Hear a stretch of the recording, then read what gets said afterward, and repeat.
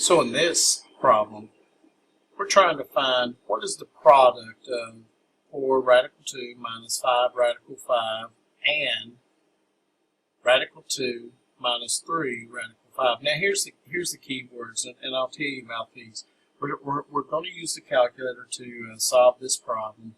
We're going to use the calculation mode. So let's go ahead and do that real quickly. So we'll go to File, and Menu, or in this case Document,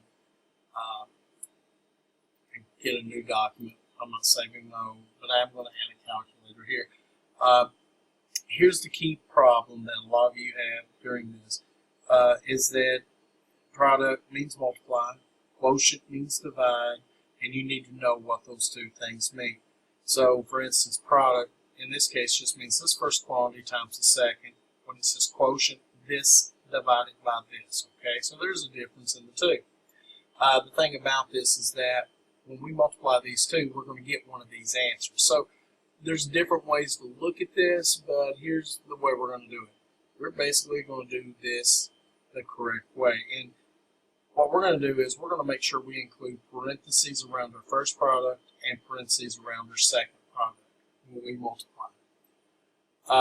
And so let's go ahead and do that. Let's do parentheses to start with. 4 square root is right here, so control x squared, which has the radical sign there. And then we are going to make sure we place 2 in it. And I'm going to arrow to the right so that I'm actually outside that. Subtract, and notice my square root's not continuing. That's a big issue.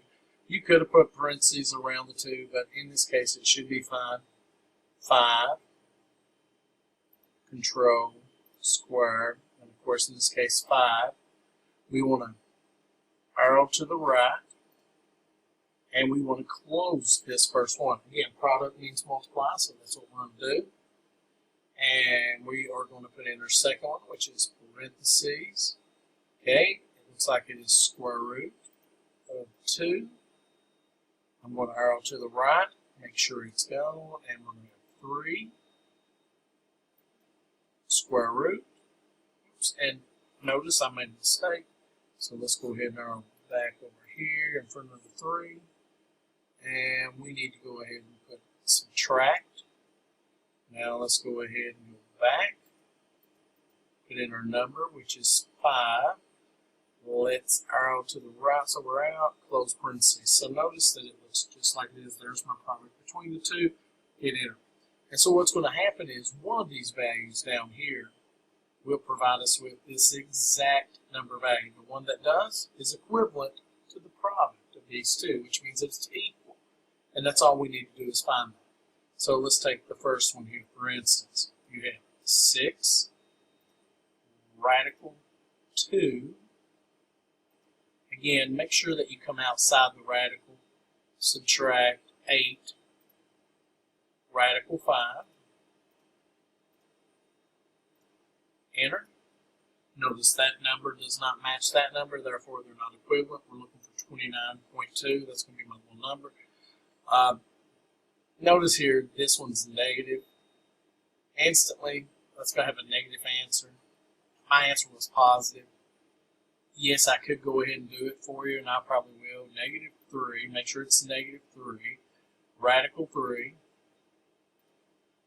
My answer was going to be negative. It can't be negative. It has to be positive. Let's go ahead and try 83. Subtract 17. Radical 10. Enter. And notice we get the same exact answer. C is my answer. Again, what we're looking at is just using the calculator to help us do some basic things. Product means multiply. I kept everything in parentheses in the original, and that's what I wanted to do. I wanted to make sure, even if they didn't have parentheses around this, they didn't have it around this, I would probably still put parentheses around it just because that was the first part times the second part. If it's a quotient, then that means there should be a division symbol here. The first one always goes on top, the second one goes on the bottom. And then we just look to find the answer that matches us, which one is equal to that. That's it.